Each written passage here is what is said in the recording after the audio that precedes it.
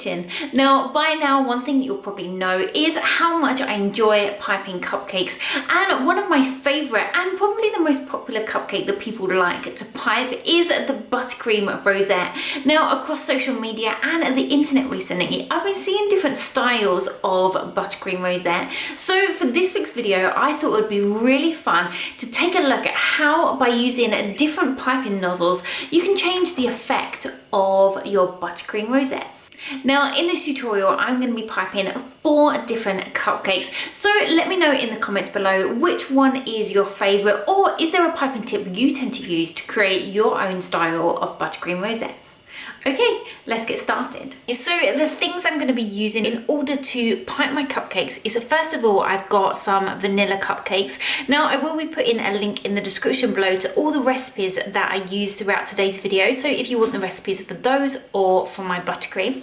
So for the buttercream, I've got a batch of vanilla buttercream, and this one I've just coloured in a dusky pink colour. Now, for the colour, I've used some of the Colour Splash raspberry, and to make it slightly dusky, I've added a small drop of the violet. I've then got the 4 different piping tips that I'm going to be using in this video and my piping bags. So when piping buttercream rosettes, I thought the best place to start would be with the most popular piping tip, or the one that we're most familiar with. So this one is the 2D and is commonly used to create rosettes. Now, it's got a closed star tip, so you've just got these points that just curve over and meet in the center, just leaving a small gap. Now, if you are finding when piping your rosettes that you're getting a gap between your buttercream swirl, it may be that the points of your piping tip are touching.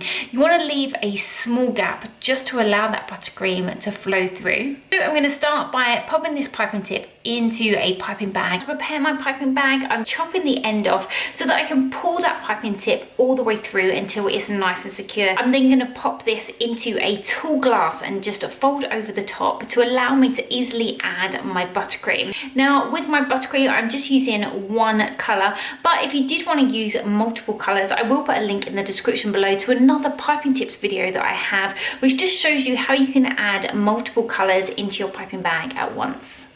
You then want to take your piping bag out and just push that buttercream to the bottom of the bag, twisting it at the end to secure it. Now, when piping any buttercream swirls, hold it so that the twisted knot is between my thumb and my first finger. Now, when piping a rosette, you want to start from the center of your cupcake. So I'm going to take my piping bag and I'm going to hold the piping tip at a 90-degree angle to the top of my cake. Apply a small amount of buttercream, bring my piping bag around, continue working my way around my cupcake until I get to the edge. Stop applying pressure to my bag and just pull away, tucking the edge of my rosette just into the edge of my cupcake. And that's going to give me this really pretty rosette that just resembles a rose. Now, you can either leave these as they are or just finish them off with a few sprinkles. For the second piping tip that I'm going to use, this is the 1B. Now, as you can see, this is a closed star tip and we get that curve coming over. It has the same amount of points as the previous one we used.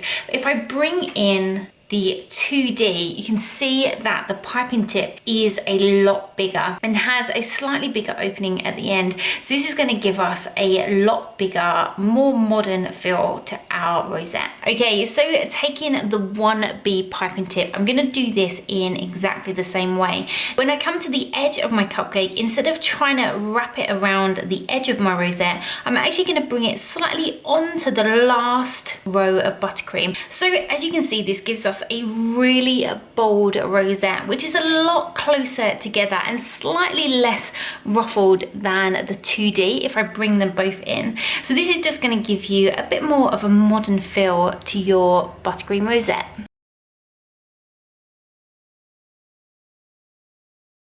for our third piping tip, I'm going to be using this one, which is the 857, or it's also known as the 1E. Now, this is also a large piping tip, and we've got that closed star flower end. Now, instead of having 6 gaps that are left by the teeth that have been cut out, we've actually got 11. So this is going to give us more of a textured buttercream rosette, which just has more sides to our swirls. So again, I'm going to start in the center of my cupcake, then continue all the way around until I reach the edge. So this piping tip gives a really different feel to our buttercream rosette. Each swirl just has a lot more texture created by those teeth, and the inner swirls just kind of bend over on themselves, giving a real flower appearance, quite similar to a closed peony.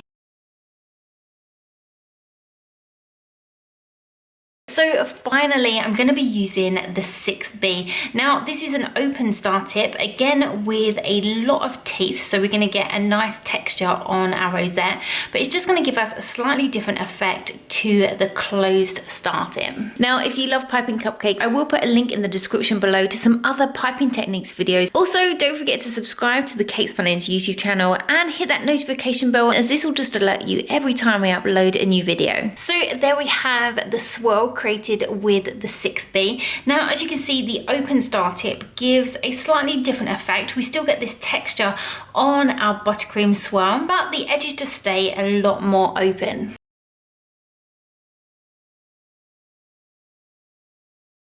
So here we have the 4 different buttercream rosette cupcakes.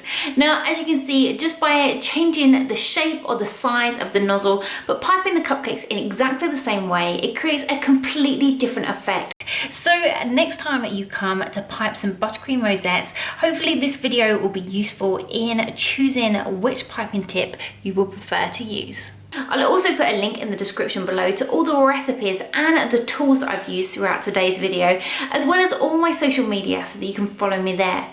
So until next time, bye!